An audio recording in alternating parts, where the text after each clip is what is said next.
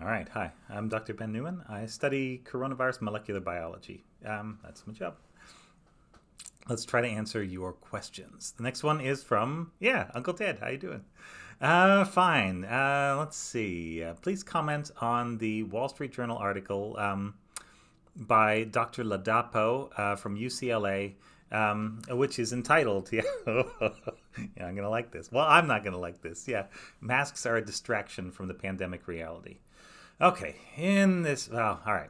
First of all, yeah, when you've got an opinion that seems to be coming from left field, you want to look in there and see if you can find the details. Can you see exactly what was done and how it's done? And failing that, and there's nothing like that. It's an opinion piece, so it's not properly referenced very well. Um, the other thing that I see here is that he's a doctor who is a physician and an expert in policy.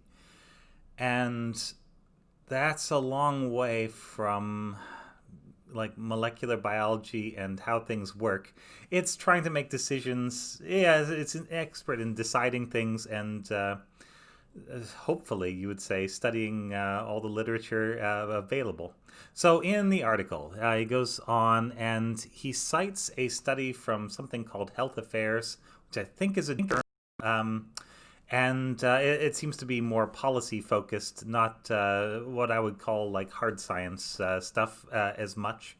And he doesn't cite any of the other studies that would very much go against the thing that he's saying. I completely disagree with what he's and like science and reality also completely disagree. So the very silly point that he's making at the start is that masks aren't perfect, therefore we shouldn't use them. They don't give people the perfect protection that they come to expect.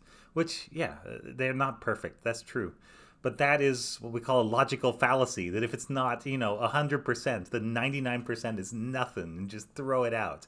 That's not the situation that we are in. It's not like an on versus off where 99% of on is still off. It's it's a situation of like right versus wrong, where where compromise somewhere in the middle of that still ends up being wrong. Yeah, I would say.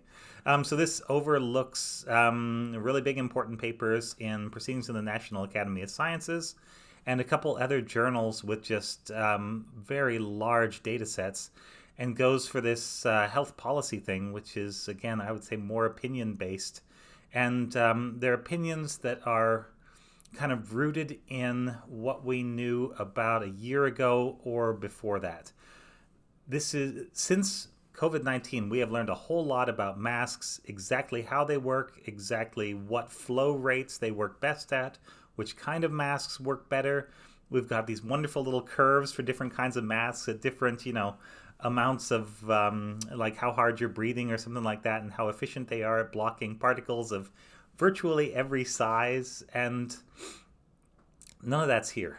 All that's here is a guy with an agenda, and the agenda is to get you to not wear masks. And I'm not a medical doctor, so I can't really comment on this. As an outsider, though, it feels like he is falling at the first hurdle of the Hippocratic Oath. He's essentially, harming people by saying stuff that isn't quite true. And I really, not a favor of that. I'm not in favor of that. The article gets real political as you go further down. It goes into how the White House, how the Supreme Court nomination, where you ended up with a lot of people that were infected. How it probably wasn't the outside where they got infected. It could have been the inside, which it totally could have. There were multiple parts of this thing.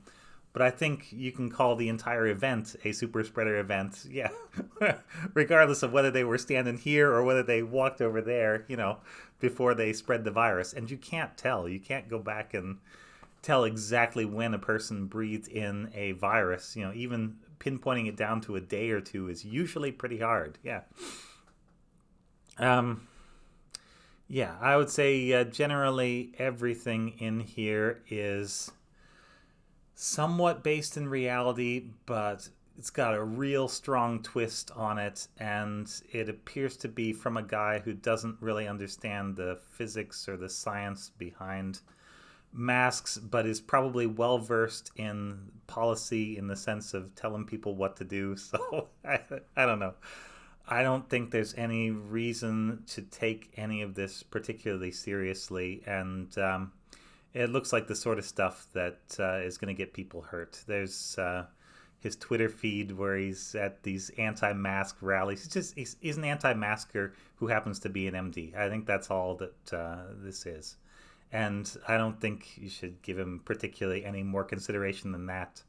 I don't know if I was a Wall Street Journal editor. I don't know that I would have considered his off the wall, out of his lane opinion particularly worthwhile enough to put into print.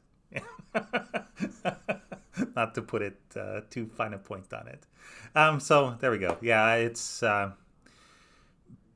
badly reasoned, highly politicized, not very smart, kind of poisonous nonsense. And I feel like you've probably recognized this in reading it. And so there we go. It's fine. We can put it out there. Yeah, I'm not a fan of this particular thing. Yeah, he may be good at other things, but I don't think, I don't think I'm going to be putting much stock in any of his opinions about mask wearing. So there you go. Thanks very much. This has been Ask Dr. Ben.